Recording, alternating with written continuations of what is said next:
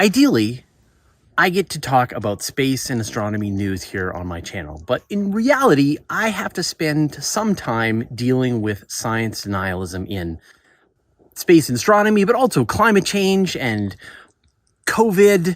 There's a lot of issues that are currently facing us. And so I thought it would be great to talk to someone who specializes in dealing with science denialism and how we can work with it. So today I'm talking to Lee McIntyre. He is a philosopher of science, and he has recently written a book called How to Talk to a Science Denier. And we get into it. How do we get to this problem? What are the forces that are driving the current level of science denialism, and how can we find our way out of it? All right, enjoy the interview. So, I think I think I chose this interview. I reached out to you because this is like an acute problem for me as a science communicator. I find that people definitely come to me, to my channel, looking for a fight, looking to deny science. and yeah. My response is, this isn't the channel for you. This isn't the place to come to. But what's going on? Like, what's happening? Why is this all happening? Well, people love to fight. They used to just fight over values. Now we're fighting about facts. And it's because facts have been politicized. I think for the most part, people, it's not that one day they wake up and question a scientific fact that they had accepted before. It's that they're driven to it. So they heard something from somebody, they've been polarized. There's a huge flow of disinformation out there, not misinformation, disinformation intentionally created by people who want people to deny science. They profit, or it's ideological or political. And so by the time they get to your channel, they're already pissed off, right? Because somebody has told them that you're a liar. And, so if it were just a dispute about facts, that could be overcome by evidence. But what the disinformers do is they don't just get them to doubt the facts, they get them to doubt you. They get them to distrust you and to think poorly of you. And that's why they're ready for a fight. And it's, by the way, why it's so damn hard to convince them. Because if they don't trust you, why should they listen to your facts? The way you're describing it, they get them, is borderline conspiracy thinking talk. Yes, yes.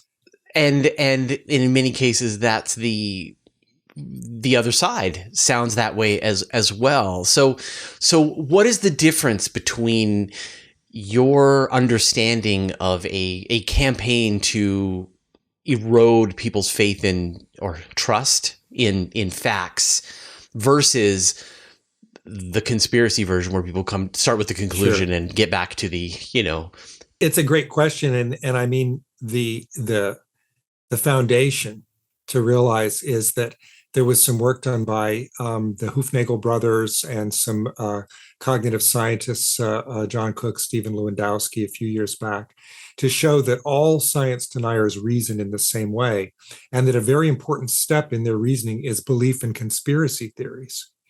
So how dare I say that there's this disinformation behind science denial, because that sounds like a conspiracy theory and it sounds like I'm doing what they're doing, right?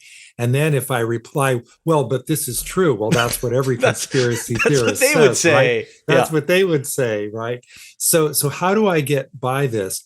It's to realize that what's really important, what's really distinctive about science is that scientists believe things based on evidence, and they change their mind when there's new evidence.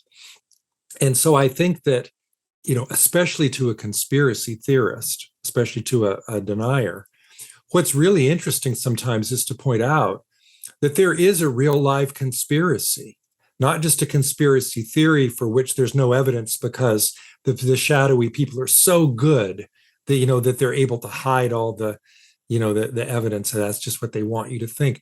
No, there's publicly available evidence to show that this is going on. There was a story in the Wall Street Journal a couple of years back that talked about, and another one in the New York Times, which talked about the fact that the Russian intelligence service is very, very interested in undermining Americans' trust in science. It's part of, the larger campaign to, throw us off base, undermining our trust in our institutions, and science is a big one. There was a story in the New York Times, I think it was in 2019, called Putin's Long War Against American Science. And so they have troll farms. They have, members of the GRU who are inventing this stuff and feeding it out because it creates chaos in American society. Most interesting story that I heard recently was one in the Wall Street Journal, which, this conspiracy theory that there were microchips in the COVID vaccines. Mm-hmm. Yeah. And so this is a conspiracy theory. This is not true. There's no evidence for that. Well, this Wall Street Journal article chased down where that came from. That conspiracy theory was invented by the GRU, wow, the intelligence service in Russia, in April 2020. Now think about it. April 2020, months right at the before the vaccines were even invented. They published an article in a propaganda arm, English language propaganda arm of theirs called the Oriental Review. And it said that if there were any Western vaccines that were ever to be developed, they would hold, Bill Gates held the patent on a technology that would, do all this crazy stuff. And then at the bottom of that story, it said share on Facebook, share on Twitter, which people did. Right, of course. A month later, 20% of the American population believed it. So there's your conspiracy, not a conspiracy theory. I mean, you didn't have to break into CIA headquarters to learn this. It was in the Wall Street Journal. Some conspiracies are true. Some conspiracies are true. What makes the difference between a conspiracy and a conspiracy theory is this little weird fact about conspiracy theories where if there's any shred of evidence, they'll use it. And if there's not evidence, they'll say that's just how good the conspirators are, that they can hide all the evidence. And so how do you change their mind? Even if you have the evidence, that's the difference. So this is not a conspiracy theory. This is a conspiracy, right? An actual conspiracy. And this technique, I mean, this is the honed version that has been part of climate change denial and has its lineage all the way back to smoking causes cancer denial. Correct. That's right. If you look at those early campaigns, the cigarette campaign was really the earliest, started in 1953. All they had to do was create doubt. They didn't have to show that cigarette smoking didn't cause cancer. They just had to get you to doubt it. And they rode that wave of doubt for decades while they sold cigarettes. They profited. Sometimes people want to profit economically off science denial. The fossil fuel companies certainly did that with their money that they gave to undermine the reality of climate change for all those decades. But sometimes the profit is political.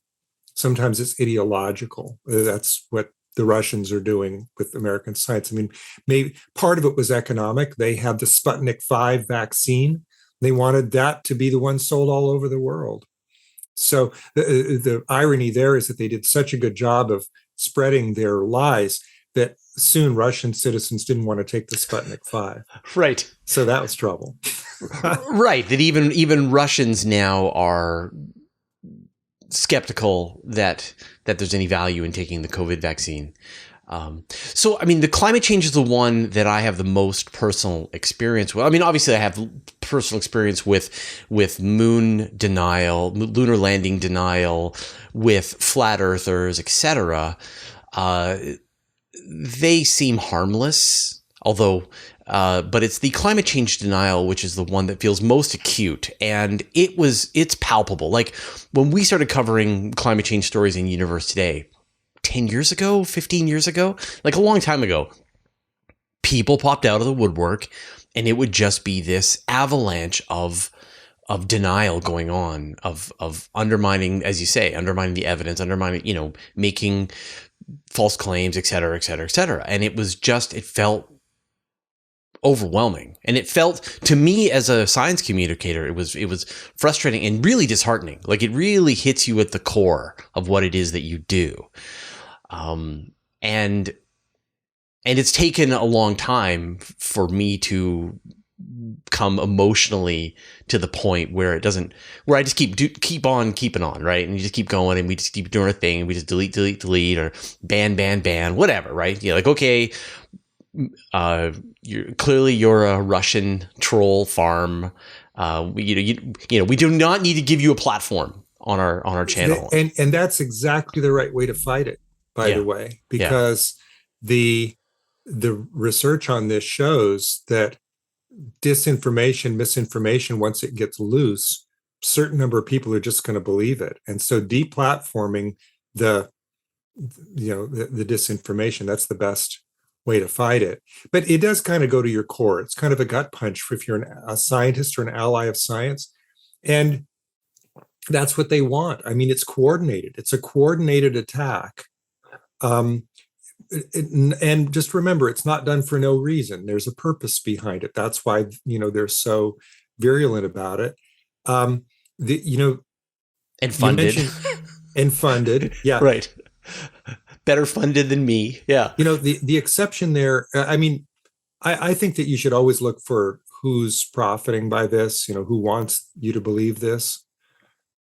There's a conspiracy thing to say. Who wants you to believe it? Who wants you to believe this? Yeah, right. Bill Gates, maybe. Yeah, that's right. But the one that I never could figure out who was behind it was Flat Earth. Nobody's making a buck there. They don't seem political. They don't seem ideological. I can't really figure out. That doesn't seem like that's the Russians or some other state-sponsored thing. So where did that one come from? Climate denial. That's coordinated by political and economic forces. But sometimes, I don't know, maybe they just arise organically. I maybe I don't have enough experience to know that. Yeah. So the Flat Earth one is based from religion. So that's its source is that essentially the people who take the Bible and other religious documents literally have a bunch of problems with answers generated by scientists, and so there is an attempt to discredit the Big Bang, the evolution, modern cosmology, and even the actual shape of the Earth itself, and the moon landing, which comes along with that because there's a dome, and how can and now we're into conspiracy. You can imagine that the Russians would want to undermine Americans' trust in the fact that America went to the moon. Like, wouldn't that be delicious if Americans were no longer proud of their space? No, right.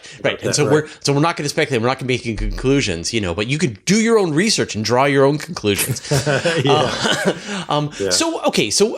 that's how we got here. Yeah. But that doesn't, it helps me go like, here's how you got here. Here's how you got into this situation. But I know that you tell a person, by the way, you are the product of a Russian troll farm, and they got you. How do we get people back out the other side? What is the conversation that we can have to talk to science deniers to bring them back to at least some trust in science? First, you have to know that you're dealing with people in good faith, and that's difficult, right? The first thing to remember is don't let them spread their disinformation and get anybody new. So that's one reason to fight back, just so they don't have an audience, they don't have a platform. But okay, now if you're talking about the hardcore, if they're actually a Russian troll farm, person, you're never going to change their mind. Of course. But the people who maybe I didn't believe it in the first place, but they're spreading.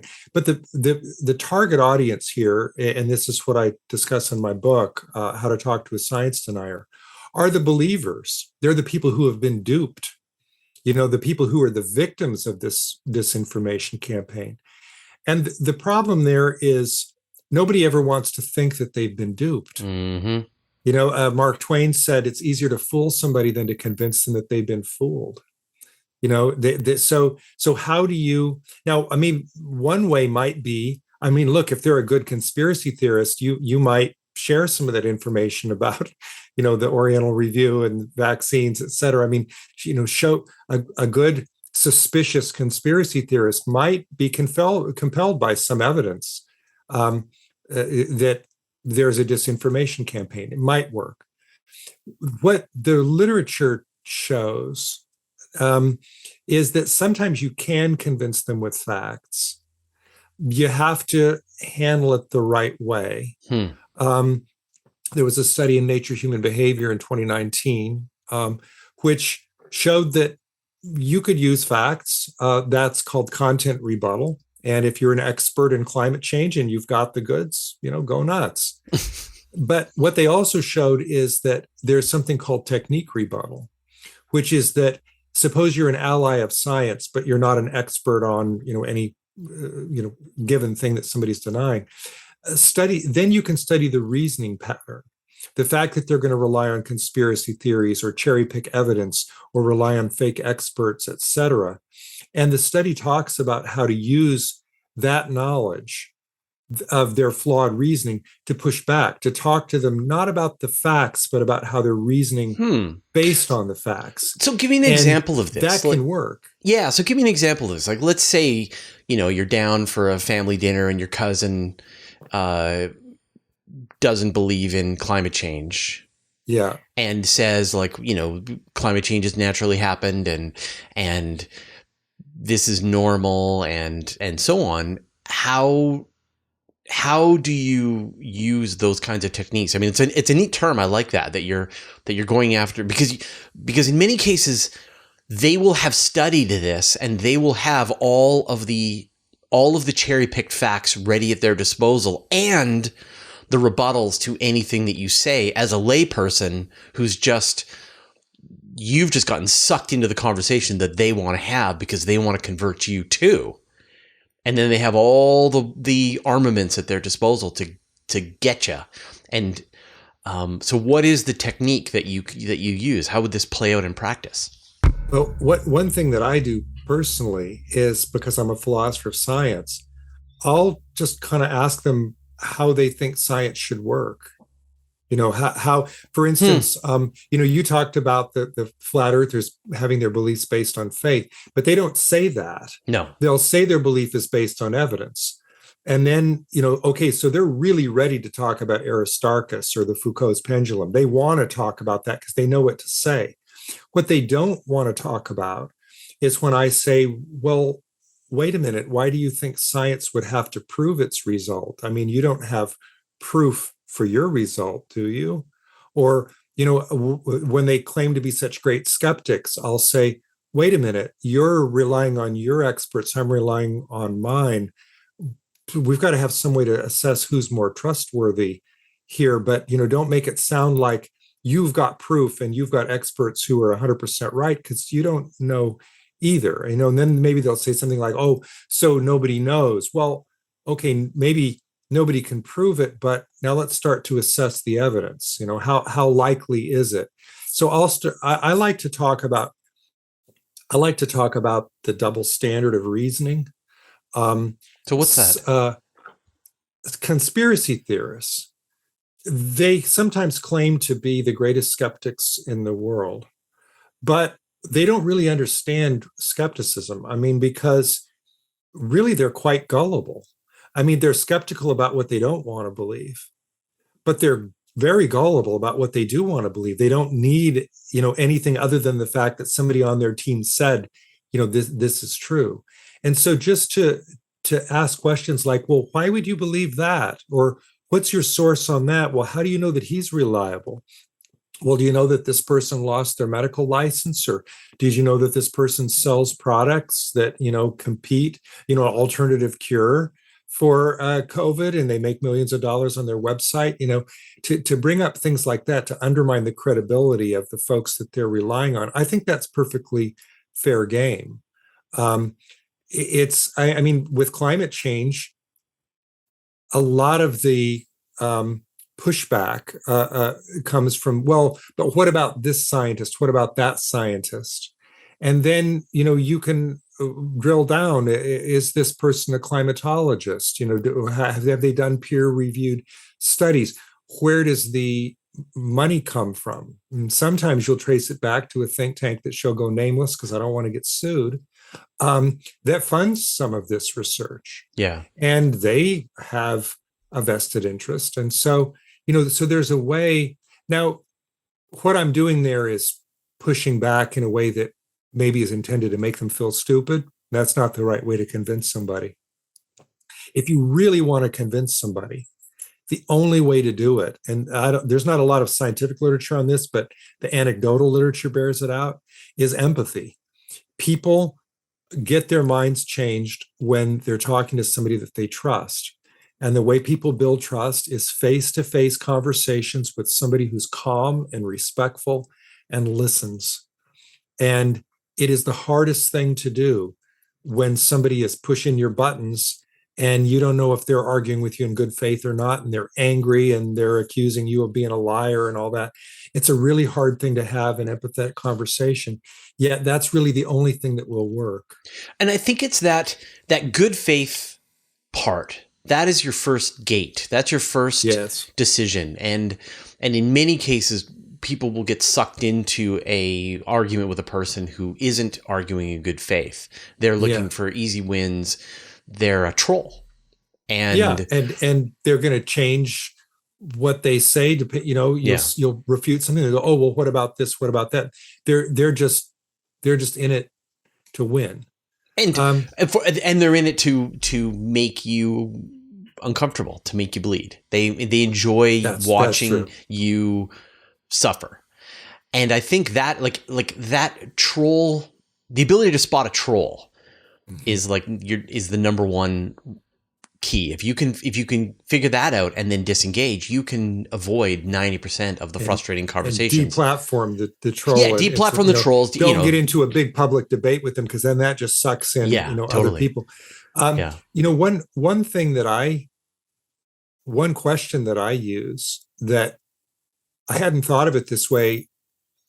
I thought of it more as a technique rebuttal, but it really is a way to sort of identify a troll too, is that I'll say, so you believe what you believe based on evidence? Oh, absolutely. Well, then answer this question for me. What evidence, if I had it in my back pocket, would be sufficient to prove you wrong? I mean, what would change your mind? A shocking number of science deniers either can't or won't answer that question. Right. And maybe it's because nothing will change their mind.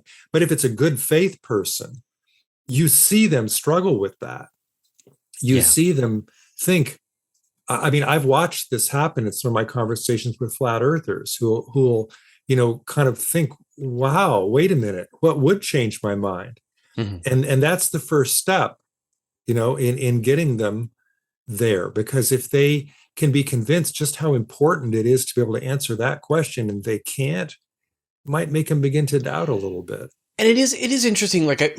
I was in a, I don't know if you heard this technique called street epistemology. Yes. Yeah. So I was a guest on a street epistemology podcast, and Anthony Magnabosco. Anthony wasn't there, but a different somebody else. Yeah. And I had to defend one of my beliefs. Yeah. And at one point they asked me, what would it take to convince you that you're wrong? And I listed 10 pieces of evidence. Each one would completely make me remove my belief. And it's because it's easy. It's very easy for me to say what is and when you think about our lives and all of the things that we go through and all of the understandings we come to based on evidence, the second we receive the right kind of evidence, we will change our position.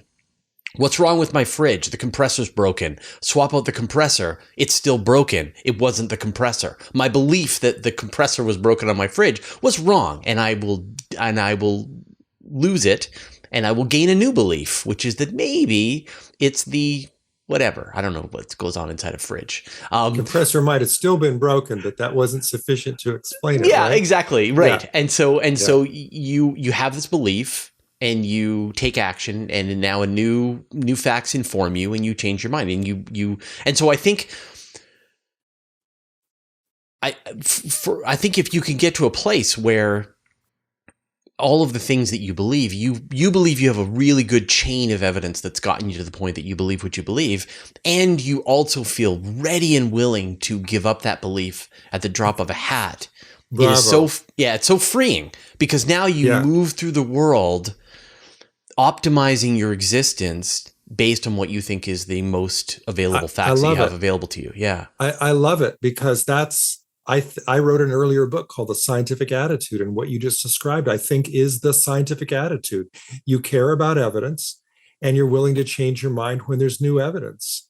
So when people would say to me, I try to convince me to take the vaccine, and they'd say, well, it hasn't been proven to be safe. I'd say, well, nothing can be proven to be safe, even aspirin. But you're taking it, so you must think it's been proven to be safe.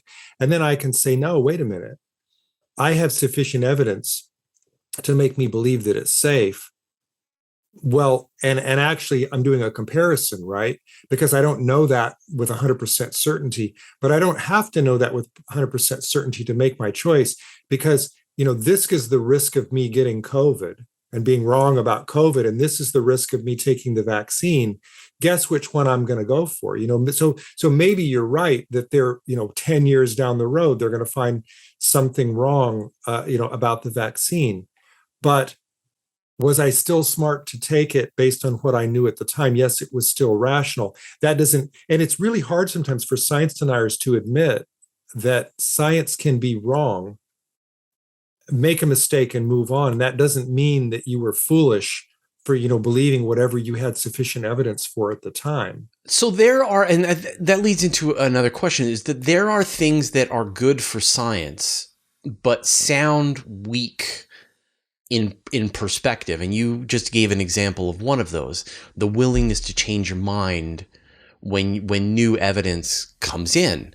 And we see this in the media all the time, that we thought that Saturn's rings, to use our example, Saturn's rings have been around since the age of the planet. And also we think that maybe Saturn's rings are new, and the evidence has just come in the last couple of weeks that it turns out that the tilt of Saturn explains that it probably destroyed one of its moons and tore it apart into its rings.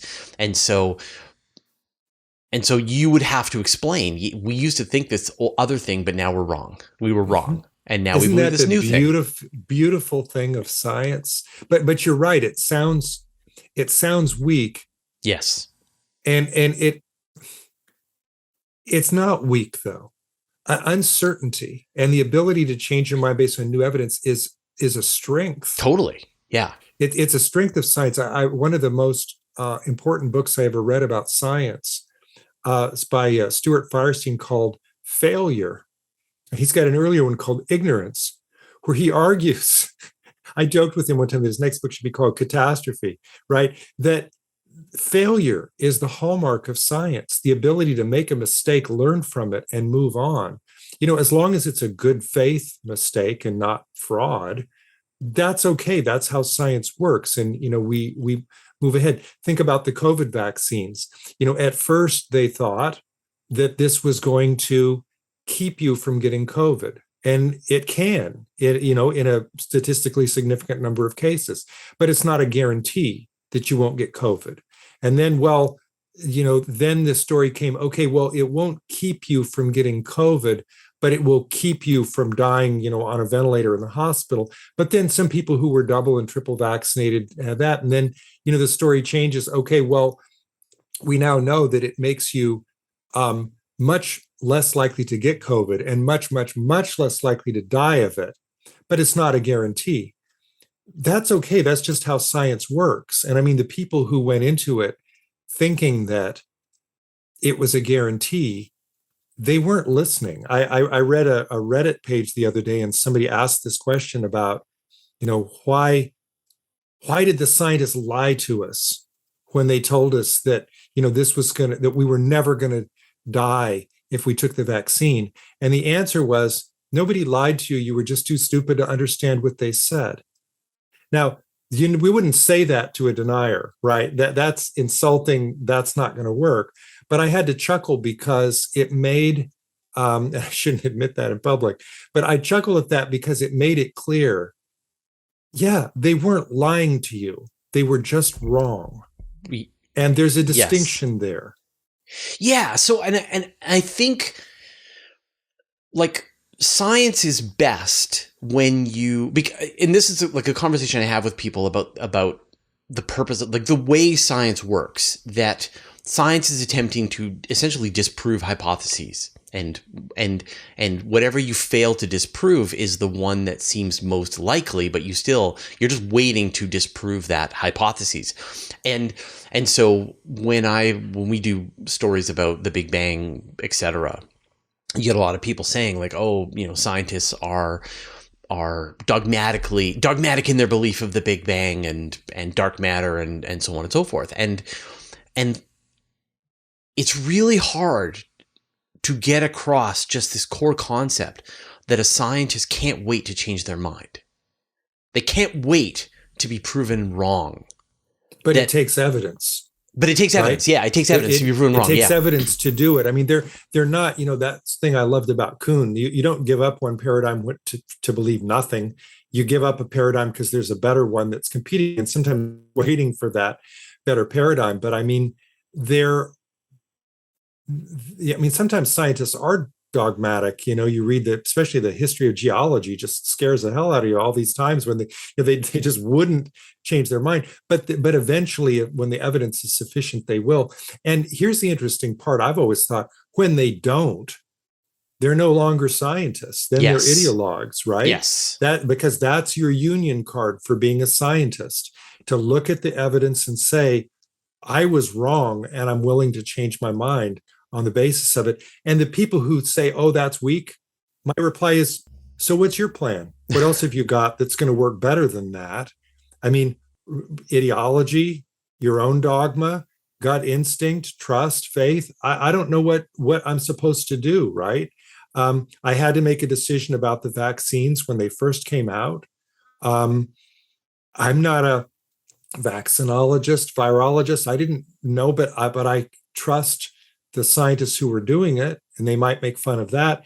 Yeah, but deniers trust scientists too about a million things. Every time they drink milk that's pasteurized, they know it's not going to kill them, or they fly in a plane to the Flat Earth Convention, right? They're trusting scientists. They just don't trust them about the things that they've been radicalized over. That's the double standard. That's the trouble, I think. So is that science's, like the scientific community, I think, is trying to straddle this. They're trying, there is the reality of how science works, that you are looking for evidence, that you are willing to overturn your beliefs as soon as new evidence appears, that you are unconvinced, your findings are provisional, et cetera, and that goes against human intuition and behavior about what's the best way to live your life. And I think the scientific method was this incredible discovery back, whatever, in the 1400s, 1500s, to actually properly follow the scientific method when it extended beyond what you could easily test. Drop things on your foot and they hurt. But later on, you're like, the experiments get a little more weird and the results are uncertain. And that's where science takes over. And I think that, the scientific community has trouble communicating this, because they end up, on the one hand, yeah, you need that uncertainty. You need this, nothing is for sure. We don't know. This is what we think today. We're going to change our mind tomorrow when we gain new evidence. That is the best way to do science. And yet it runs counter to the way human beings want to hear information. Yes. But I people don't want certainty. And people want certainty. Have it. Yeah, exactly. They can't have it. Yeah. And I feel like it's best for us to embrace that. over the long term, we will create a society of people who know that nothing is certain. Because once you pretend that you've got certainty and then you don't, you've lost credibility. Yeah. Then there's trouble, right? And I think that scientists should not be embarrassed. Should stop feeling like, oh, we want to be able to offer you certainty, or we're almost certain. I think they should celebrate the idea that they've got the flexibility of mind to change their mind on the basis of new evidence. That's what I think is really the hallmark of science, what I call the scientific attitude. Because without that, you're just caving into cognitive bias and dogma and instinct and this human tendency to want to believe that your theory is true because that's the thing that's going to make you famous. I mean, and the nice thing about science too is it's a community enterprise, it's social. So you don't just have to count on any individual scientist having this scientific attitude. The profession does, and they're more than happy to show somebody else's theory is wrong. And so this, I like to joke, it keeps scientists honest, even if they were honest in the first place. Because if you don't try to disprove your own theory, you know that everybody else will do it, and that'll be humiliating. Yeah, and I bring that up quite a bit, that I promise you that for every scientist who has discovered something new about dark matter or dark energy or whatever, there are 100 scientists attempting to find every possible hole and mistake in what they've said, because that's how science works. And but like, back to my original point there, how do we get the scientific community to feel proud to declare things with uncertainty and not try to half measure it? Because it's the half measure that destroys the credibility. The interesting thing is, in my experience with scientists, they do embrace that when they're talking to one another, when they're talking to somebody who's not attacking them. Yeah. Scientists are this is part of the problem with science communication. You put a scientist out in front of a public audience and they won't say, we know this with certainty. They'll say, we know this to a 95% degree of certainty, except for this. Right. And then, people go, oh, really? I thought you said that you knew it. So, the problem is, I think that scientists feel pulled by that public's desire for them to be certain, and them understanding how science really works, and that they can't say that, but they want to come as close as possible, especially when lives are at stake, right? And there are terrific places out there that teach scientists how to communicate better about science. The Alan Alda Center at Stony Brook is one. The Center for Public Engagement with Science at University of Cincinnati is another. And I think everybody should read Stuart Firestein's book, Failure. I mean, that really kind of makes you proud to be uncertain, to make a mistake, to understand it. Here's what it does. I don't know about you, but I was raised in the era when my elementary school science education was really science appreciation. Yes. Aren't we lucky we were born into the era of all these geniuses when all truth has finally been discovered? Yeah. And what you can do is learn the results of their findings. They didn't train us to think like a scientist or to want to be a scientist. They should have taught us how to make mistakes, how to say, well, let's go gather some data and learn from it. I would have gotten more from that. I didn't learn that till I was in high school and had a really good science teacher. I didn't properly understand the scientific method until I was in my 20s. Yeah. And so I was a science fan. The way you described it, I think that's exactly right. I was too. Science, look how cool science is. Look how cool science is. Yeah, exactly. And look what we've discovered. And then the day you figure out they don't know everything, you think, well, what the hell's the matter with them? I mean, Lister, Copernicus, all of these people I can point to, they got it right. How come you can't get it right? And then they get all embarrassed. But you read the history of science and you realize all the failures and mistakes, and that's how we learn. Yeah. Yeah. And it's almost like it's a two pronged attack here. One is to, all we have to do is reform society so that people are taught to embrace making mistakes, and this process of gathering evidence and changing your Only mind. we could do that, right. That's the first step. And then the second step is to completely change the way that science and scientists communicate to properly mesh into this understanding that that the evidence changes and we'll all be dead by then, right? Right. All that. Are there any nations out there that do it better? Finland has a curriculum for spotting fake news and kind of their post-truth curriculum. I think quite a number of nations do it better on science education. I think what I want to say here is that we sometimes do it better, because if we're just talking about, I mean in the United States, right. in the the yeah, sorry about that. No. It's, like Canada, we're almost the same. Yeah, right. Yeah, we're your hat with better manners and hold the door for you. Right. Yeah, right. The thing that I'm impressed by are the times. So we can't wait for the next generation to save us. We need to do something about this now. And the thing I'm impressed by are the scientists now who have discovered that the curiosity is that there's actually more compelling when they can be a little humble and show some uncertainty. I remember there was a focus group done by Frank Luntz, who's a hardcore Republican pollster, and he wanted to know what would convince people to take their COVID vaccines. And he got a whole group of, I think it was 20 vaccine deniers. I don't know if they were all, Republican, how all that went out, but I mean, he was upset that this was becoming politically polarized, and he wanted, to help the GOP figure this out. And so he did this focus group.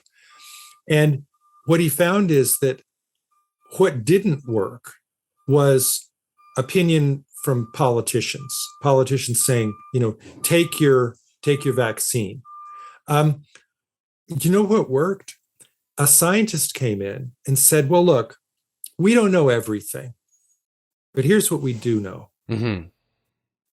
That worked. The person who was humble and, explained a little bit about what they didn't know, but that made him more credible on what they did know.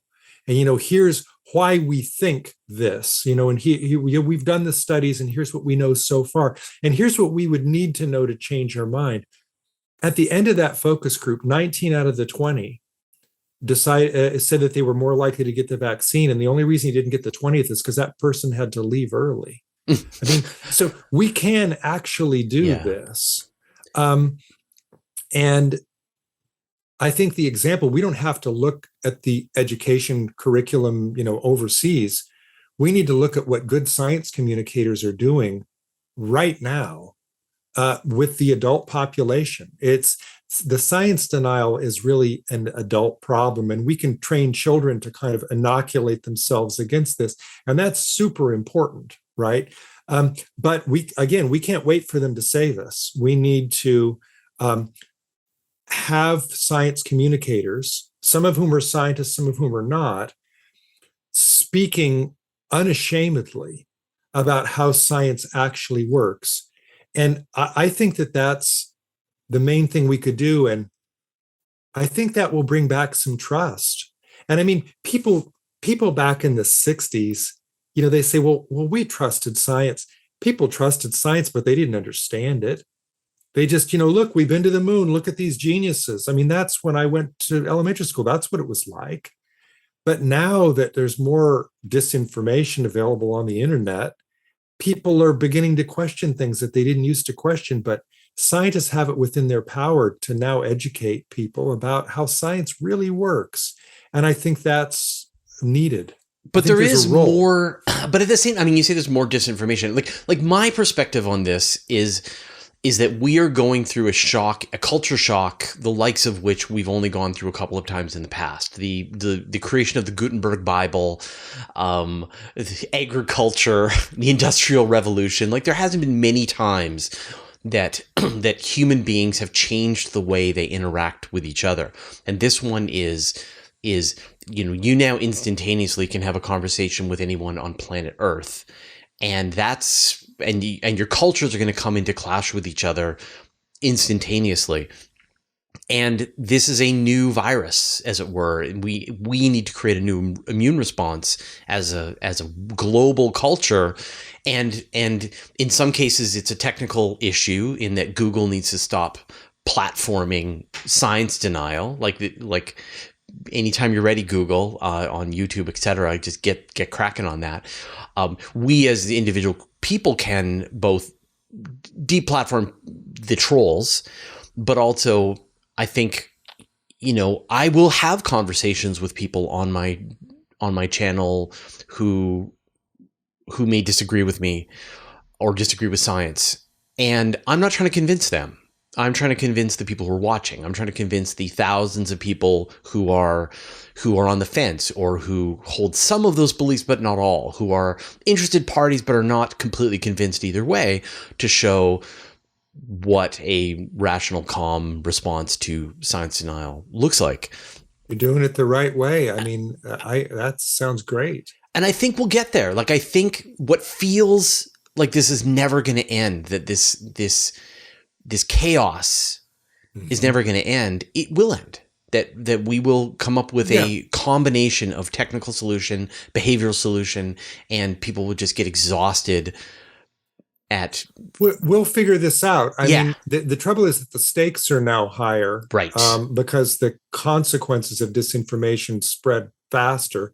But I mean, I like the way you put it. That very well done. I mean, you look at the Gutenberg Bible, you look at the invention of the radio, TV. I mean, at first they were used by propagandists, right? People figure out, how can I make money on this? Yeah. How can I use this to convince people to, buy my product? Sometimes their product is ideology. And it takes a little while to sort that out. And in the meantime, there's a lot of collateral damage, as we're seeing. Now the collateral damage is for democracy, and science, and, all these bigger things that we care about. And so the stakes are incredibly high. One of the most compelling books that I have read recently is by a friend of mine, Andy Norman, and it's called Mental Immunity. And he's really captured, I think, this zeitgeist of what is going to save us. Whether it'll save us in time, I don't know. But it's this idea that the mind has an immune system, and it's pretty good at doing its job, except when it's overwhelmed with disinformation. And, it's like asking the body's immune system to fight off anthrax. I mean, we can't do it alone, but we can train ourselves. One is through inoculation theory, pre-bunking, as we talked about, before. That and so he's invented a think tank, and in full disclosure, I'm part of it. I'm a board member, called CIRSE, the Cognitive Immunology Research Collaborative, and we're working on how to get people in government, in national security, in public health, educators, journalists, all of these folks to understand what these principles are, so that we can kind of give a little boost. Because to stick with your infection analogy, if you try to convince somebody once they've already heard disinformation, you're trying to heal the sick. Yeah. And sometimes it's really hard to heal the sick. Better to inoculate them and keep them from getting sick in the first place. Yeah. And so, again, that takes time. You've got to get the word out. We're behind because, here's the internet doing its thing. But I mean, we are figuring it out. Congress moves in the United States moves so slowly, but they're starting to have hearings on disinformation and what the tech companies might need to do. Some great proposals have come forward about Well, these algorithms seem a little dangerous, don't they? I mean, because they're to promote engagement, but by the way, they end up promoting disinformation. So why isn't there some peer review involved here? Could there be government oversight? Um, or even just more transparency about what these, I mean, we shouldn't have to read about it through investigative journalism to find out, oh yeah, didn't you know that, what was the platform that wasn't Facebook, but the other one owned by them that was like dangerous for Instagram. teenage girls, Right, Instagram, right? So we find that out through a whistleblower. We find it out through investigative journalism. But they knew, right? And they knew what they were doing. Facebook dialed back their engagement, their disinformation. It's the same thing just before the 2020 election. Well, guess what? Then they dialed it back and we got January 6th. Now, I'm not claiming it's cause and effect, but I mean, they really do have some role here and people are beginning to wake up to this. I'm with you. I think that we are now, so the way you characterized it, the revolution that came in 1450, whatever it was with the printing press, the Gutenberg revolution, the Industrial Revolution. I think we're now in the middle of a technological revolution, just as you said, that people will look back on and say they did what? How was that possible? How was that? Yeah. How did they allow that to happen? It might be called the information revolution, but it's really in some ways the disinformation revolution. I think that's the biggest. I personally, I mean, I agree with you. I like the way you put it. I think that the biggest threat to human society in the coming decade is disinformation, because all of those special interests have figured out how to weaponize these channels of sharing information. And they're using it, as I said, to attack science, democracy, all of these other really valuable things that I don't know how well, in one of these government hearings recently, I remember there was Joan Donovan from Harvard was one of the expert witnesses who was testifying. And she said the greatest threat was to society today was misinformation at scale. And its consequence was democracy's demise. I mean, that scares the hell out of you. Yeah, absolutely. It's not just science, it's all of these other things that are under threat. And I mean, I think the upside of this connected society are legion. I mean, I wouldn't go back, right? Even with the downside of all the disinformation, like the fact that I can get all this information and educate myself and connect with other people, etc. They make my life so much better on so many ways. It's the downsides. I was talking with a friend today about happiness, actually, and saying that, I don't seek happiness. I just figure out how to remove sadness. I don't know how to be happy. I only know how to be less sad. And being less sad, but I end up being happy because it turns out removing the things that make you sad end up making you happy. And we have a very, very clear, we know what they are. And I think that it's the same thing, that like interconnectivity, the ability to learn from each other, the ability to meet people, make new friends across the internet, to collaborate on projects, to learn and discover, to find out the best way to boil an egg. These make our lives so much better. The downsides are the ability for people to try and get in there, bad actors, disinformation, etc. And we can just how to control that down. I mean, if we can just figure out, I mean, look, this is not a mystery. There are the example I use here is Wikipedia. Yeah. Remember all the people who used to complain about Wikipedia because anybody could edit it and there was all this disinformation. And then, the wreckers, they call them, right? And then the folks at Wikipedia decided, we've got a really valuable resource here and we're not going to let the wreckers wreck it.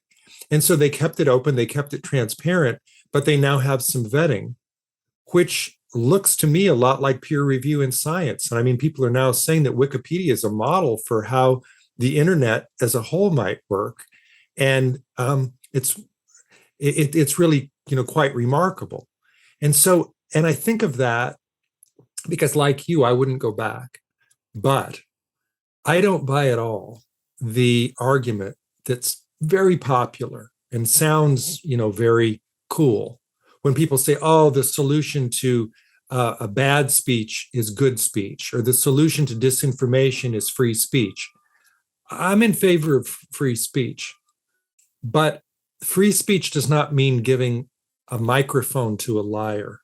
It doesn't mean that private companies can't deplatform the liars. I mean, the Center for Countering Digital Hate found in 2019 that 65% of the anti-vax propaganda on Twitter was due to 12 people.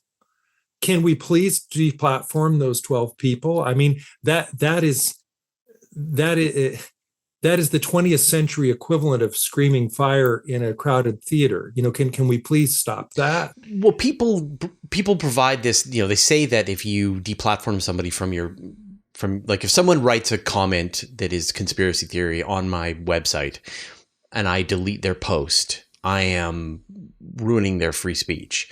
And obviously the equivalent is that you invite somebody over to your house for dinner and they just spend the dinner time lecturing you about climate change denial, that you can go, it's time for you to leave now. This isn't the conversation I want to have. But I think what the digital platforms are doing takes the analogy even farther. It is the equivalent of you not only letting this person rant at you, it's you setting up an impromptu classroom, inviting the neighborhood children to sit down and watch this person berate you for a couple of hours. And then you hand out learning material for them to go home and publicize it on Twitter so everybody can watch. Yeah. And so the algorithms are gasoline on this fire. And at the very least, like I would be okay with YouTube allowing anybody to post this kind of stuff on YouTube.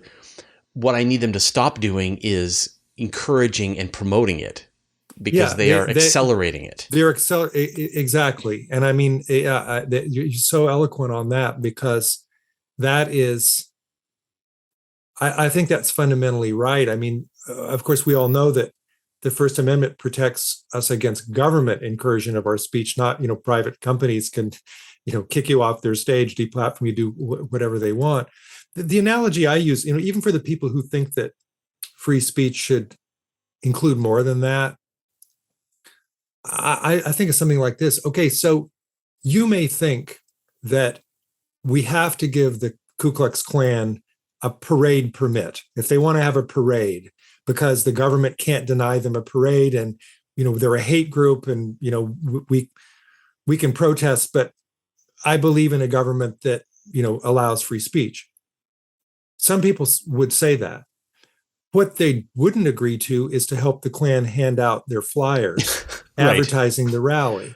Yeah. And that's what's happening now with disinformation, right? It's not just the question of, are we going to allow free speech? It's, are we going to amplify that speech so that it reaches millions of people and has horrible real world consequences? So I think that the free speech argument is in some ways been misused by people as august as Barack Obama, who a few years back said, well, I just think we need more speech. No, that's not how misinformation and disinformation work. You never catch up. That's what the folks working for the GRU are hoping you'll say, because that's one of their principles of information warfare, right? That's not how you fight disinformation, by allowing them to pour out all their lies and then try to debunk it. That's not going to work. It is kind of digital vandalism. And back to another analogy where you've got your house and you're fine with people free speech, but are you okay with people coming up and spray painting signage on the walls of your house? Now, the difference might come in this. If somebody in good faith believes something and they want to have a debate, there are forums for them to do that. And, they will attract whomever they attract.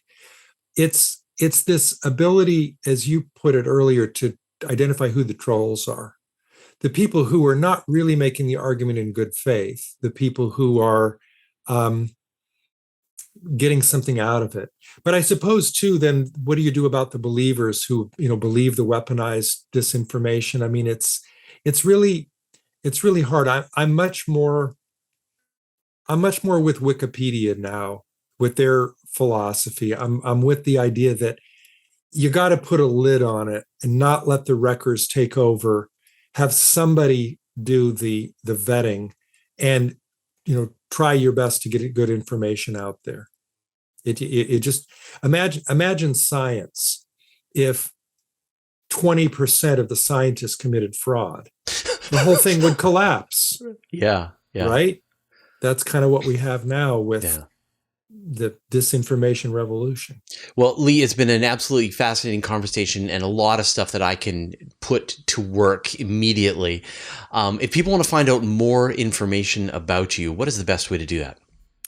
Go to my website, leemcintyrebooks.com. It's got a little biography of me, links to my books, current events, other things I've written, just kind of anything you want to know is there on my website, leemcintyrebooks.com. And your new book is How to Talk to a Science Denier. How to Talk to a Science Denier. Yeah, it's yes, that's I've got, you said new, I've got another one in press, but I'm not ready to talk about it yet. Okay.